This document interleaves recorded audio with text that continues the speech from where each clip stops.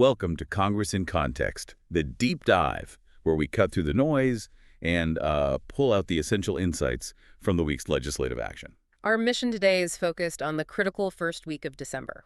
We've got a whole stack of sources here covering, well, high-stakes affordability debates, a fundamental clash over energy policy, and some really interesting bipartisan movement on justice and small business reform. The narrative coming out of Washington right now is really defined by these impending legislative deadlines. We're seeing Congress try to manage, it seems, two totally distinct categories of issues. What are those? You've got these massive, polarized fiscal cliffhangers on one hand, and then on the other, surprisingly detailed, kind of common-sense bills that are actually getting passed. I want to show you both sides. And those deadlines are not academic at all. They have immediate, measurable consequences for millions of Americans, starting with healthcare. Okay, let's unpack that immediate crisis, the Affordable Care Act subsidy cliff. We're talking about the enhanced premium tax credits. They're scheduled to just vanish at the end of the year. Right, and that's going to impact an estimated 24 million people. Wow. The word catastrophic is being used by policy analysts, and, the numbers really bear that out. Our sources cite some pretty stark examples of the projected increases if Congress fails to act. Like what? Well, imagine a 60-year-old couple in Wisconsin. They're earning about $85,000 a year. Their health insurance premiums could jump by over $23,000 per year.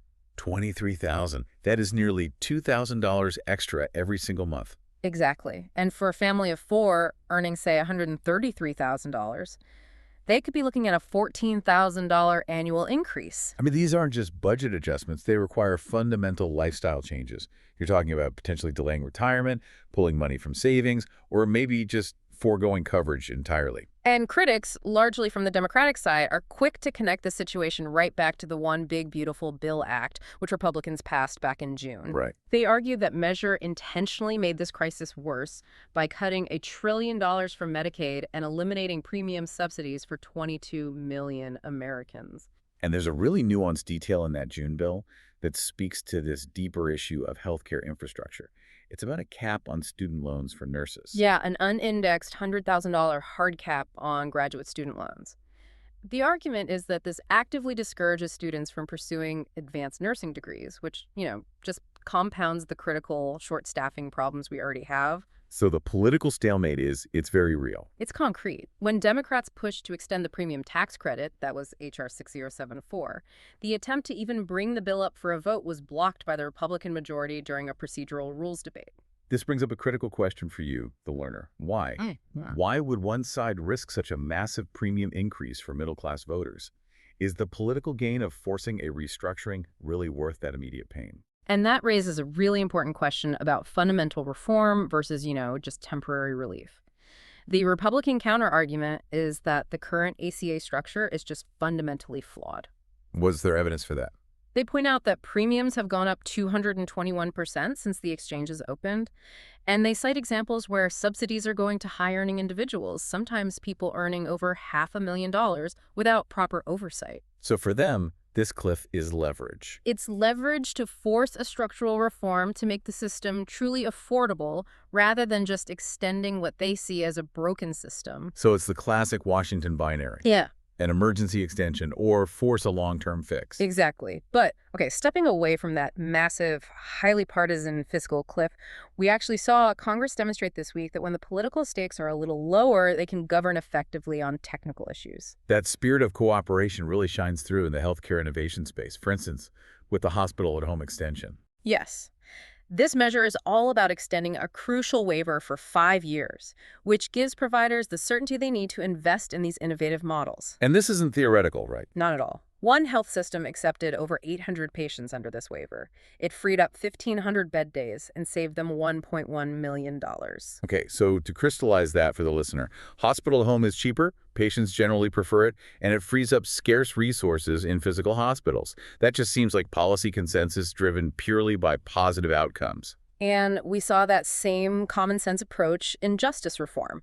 We tracked significant bipartisan action on the Trafficking Survivors Relief Act, that's H.R. 4323. This bill is huge. It creates a consistent federal pathway for human trafficking victims to vacate criminal convictions and expunge arrest records for offenses they committed as a consequence of being victimized. Which is key. And this relief already exists in almost every state, but there's no uniform federal process. This also sets up a formal legal defense, doesn't it? It does. It formally establishes a human trafficking duress defense for prosecution of certain federal offenses. It's an overdue recognition that victims of these horrific crimes are often compelled to commit other crimes under extreme duress. And following that same theme of just clarifying the law, we saw Representatives Roy and McBath co-lead the bipartisan Count the Crimes to Cut Act, H.R. 2159. The objective here is so simple, but so essential. Define clearly what conduct is criminal at the federal level. I mean, you'd think that would already be clear. You would. As one member said during the debate, freedom collapses when the law becomes unknowable. When the federal criminal code is so large and diffuse that even experts can't agree on how many laws exist, it creates a system where prosecutors have excessive power. That's why this has bipartisan support. It's about accountability for the legislature. It's clear Congress can tackle bureaucracy and injustice, but when we turn to the issues that really define the parties, like capital access, energy, executive oversight, that spirit of cooperation seems to just vanish immediately. Yeah, let's look at economic oversight. Small business support was a major theme in committee work. Specifically, small American manufacturers, who account for, 98% of all U.S. manufacturing companies? They're getting a potential capital boost with H.R. 3174. So what does that bill actually do? It seeks to raise the SBA 7A and 504 loan limits for small manufacturers from $5 million to $10 million. This is all about providing significant capital to invest in new tech, hire workers, and specifically encourage the reshoring of jobs. So a direct effort to strengthen domestic manufacturing. Exactly. You know, the most insightful bill for economic development this week, for me, was H.R. 4431, the ICANN Act. It's aimed at democratizing venture capital. And this is a fascinating issue because currently the venture capital map is extremely concentrated. It's shockingly concentrated. Our sources show that nearly half of all U.S. venture funding goes to companies in California. Half. And over 70% is concentrated in just 4 states: California, New York, Massachusetts, and Texas. So the goal of the ICANN Act is to amend the definition of venture capital fund. How does changing a technical definition like that help spread the wealth? Well, by broadening the definition, it allows non-accredited investors, average Americans, to participate in certain qualified funds. It lowers the barriers to entry for local Main Street investors who want to support local startups. So it's about fostering growth outside of those major hubs. Right. An entrepreneur in Spartanburg, South Carolina, needs access to local capital just as much as one in Silicon Valley. This bill tries to make that possible by tapping into community wealth. That makes perfect sense. Now, on the oversight front, Congress is clearly reacting to the sheer scale of the COVID-era spending failures. I mean, the numbers are just staggering. They are. The SBA's Inspector General estimated in 2023 that over $200 billion in potentially fraudulent COVID-era loans and grants were distributed. $200 billion. Just think about that for a second. That level of loss fundamentally undermines taxpayer trust in the entire system. And so the legislative response is aimed at stopping future hemorrhaging. We saw bills focused on reducing regulatory burden, the red tape bills, alongside measures to fight fraud. Precisely. Bills like H.R. 4305 want to codify the SBA red tape hotline to make it easier for businesses to report these unnecessary hurdles. At the same time, Congress wants to require annual reports on the total cost of all federal regulations. Which is a huge hidden cost, right? One source estimated it at $2.155 trillion annually on the economy. So reducing that friction is seen as essential for growth. And finally, a brief note on Social Security. The House passed bipartisan measures, H.R. 5348 and 5349, to improve customer service, especially for identity theft victims, and to help people who retired early because of confusing language from the SSA. Small but meaningful fixes. Now let's pivot to the major political votes that dominated the Senate floor this week, specifically the energy showdown regarding the Arctic National Wildlife Refuge, ANWR. This was a close and significant vote. The Senate passed H.J. Res. 131 by a vote of 49 to 45.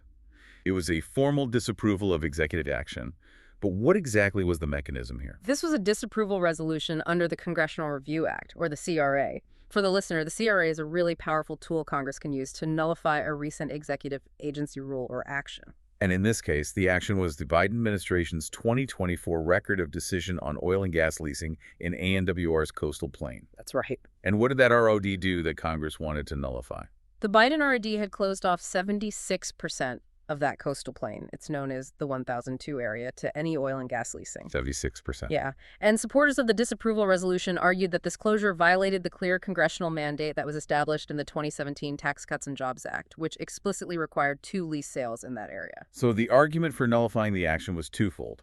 One, uphold the congressional mandate, and two, restore access to an estimated 7.7 billion barrels of oil. And also to support the local Inupiat community and the North Slope Borough, who really rely on those oil taxes for essential services like education and police. But on the other side, opponents view the coastal plain as, I think the quote was, the biological beating heart of the refuge. They call it America's Serengeti.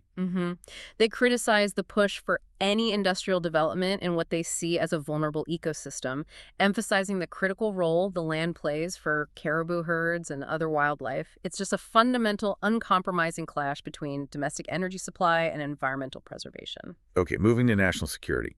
The House passed several measures targeting foreign influence in education.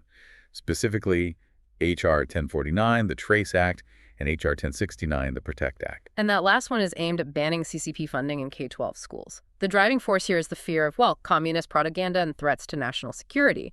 The Trace Act passed quite strongly, 247 to 166. But there was pushback on this, right? There was. Opponents argue these bills impose unfunded mandates on already struggling school districts, forcing them to divert resources to bureaucratic reporting on what they claim is an unproven threat at the elementary and secondary level. Finally, we need to address the deepening tensions over security failures and the scope of executive power. The tragic attack on National Guardsmen Sarah Beckstrom and Andrew Wolf by an Afghan national was highlighted on the floor this week. That incident points directly to major security gaps and, incomplete vetting for the more than 77,000 Afghan parole recipients. A recent Inspector General report from DHS confirmed there was no established process for even monitoring the parole expiration for this population. So there's a significant risk in the security vetting process that Congress is now demanding answers on. Exactly. And then you have the ongoing scrutiny of Secretary Hegseth regarding these alleged illegal strikes on drug boats in the Caribbean. That remains a huge controversy. Congress has formally requested the full, unedited tapes, the intelligence, all the legal rationale for these strikes, which the administration has refused to release. And the concern is substantial because members of Congress fear the strikes, which allegedly killed survivors, may have been conducted without legal authorization. potentially exposing U.S. service members to legal consequences. Right. The administration's refusal to provide the legal justification just magnifies all the questions about accountability and, frankly, potential executive overreach in military command. And we also saw the president asserting his authority to replace the FHFA Inspector General, that's the Federal Housing Finance Agency, with his own appointee, arguing that Congress can't limit his power to remove officers. These actions, from the Hegseth controversy to the FHFA action, they really underscore a growing and fundamental tension between the executive branch's assertion of authority and Congress's duty to provide robust oversight. It's a structural clash that's going to continue. So what does this all mean for you, the learner, especially as we head into the next legislative cycle? The most immediate policy impact is definitely in the ACA credits. If Congress doesn't resolve this stalemate in the coming weeks, millions of Americans will face those catastrophic premium hikes starting January 1st. And the core of the debate remains extension without reform versus comprehensive structural changes. If affordability matters to you, track the Committee on Ways and Means in the House and the Finance Committee in the Senate. They hold the key to H.R. 6074 and any related legislation.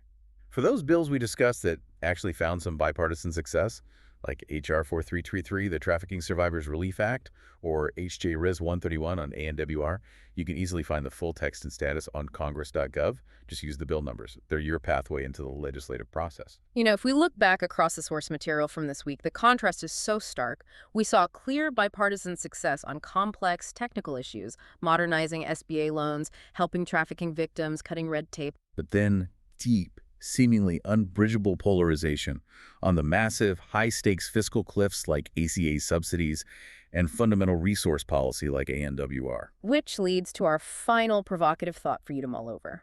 If consensus is demonstrably possible on nuanced issues of justice and capital flow, what fundamental forces, structural, political, or economic, prevent resolution on issues of national affordability and energy security, especially when the consequences for everyday Americans are so immediate and severe? Something to track as these debates head toward their inevitable deadlines. We'll see you next time for the next deep dive.